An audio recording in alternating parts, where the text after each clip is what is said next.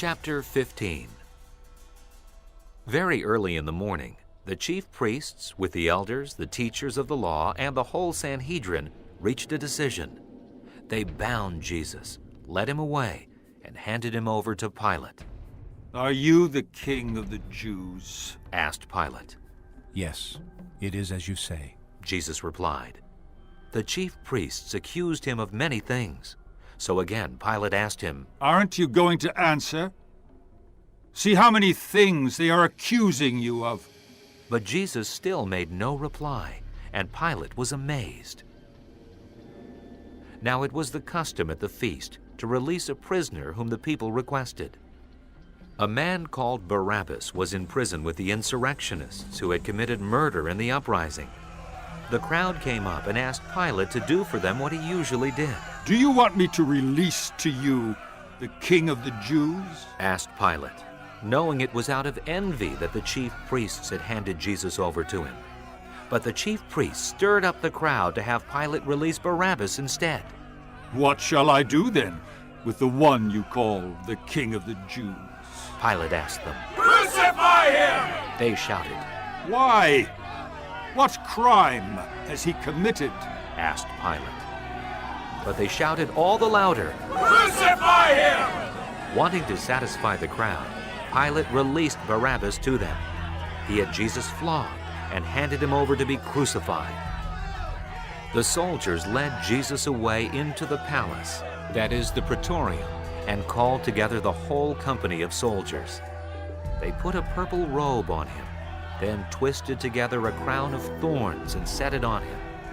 And they began to call out to him, "Hail, King of the Jews!" Again and again they struck him on the head with a staff and spit on him. Falling on their knees, they paid homage to him. And when they had mocked him, they took off the purple robe and put his own clothes on him. Then they led him out to crucify him. A certain man from Cyrene, Simon, the father of Alexander and Rufus, was passing by on his way in from the country, and they forced him to carry the cross. They brought Jesus to the place called Golgotha, which means the place of the skull. Then they offered him wine mixed with myrrh, but he did not take it. And they crucified him.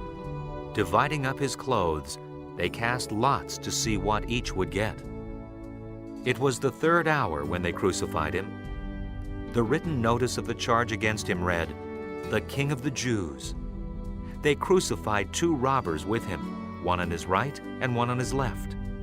Those who passed by hurled insults at him, shaking their heads and saying, "So, you who are going to destroy the temple and build it in 3 days, come down from the cross and save yourself!"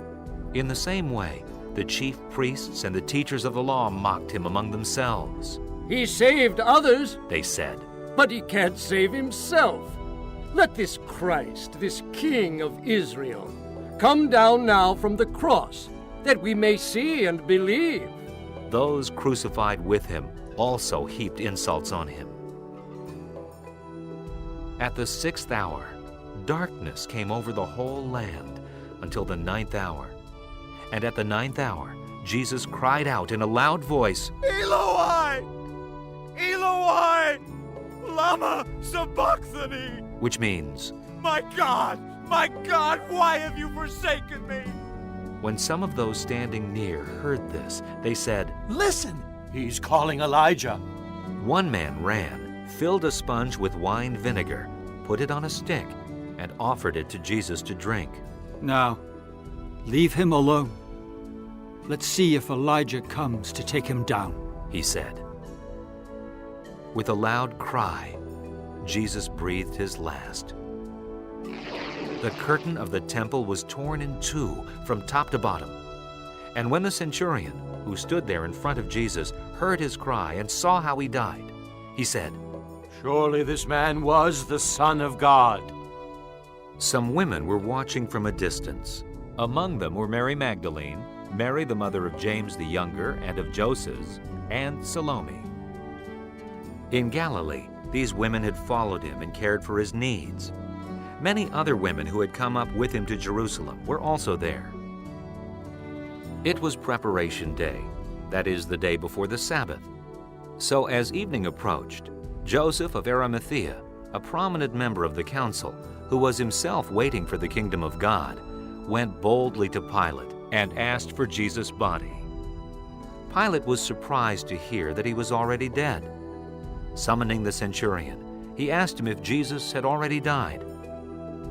When he learned from the centurion that it was so, he gave the body to Joseph. So Joseph bought some linen cloth, took down the body, wrapped it in the linen, and placed it in a tomb cut out of rock. Then he rolled a stone against the entrance of the tomb.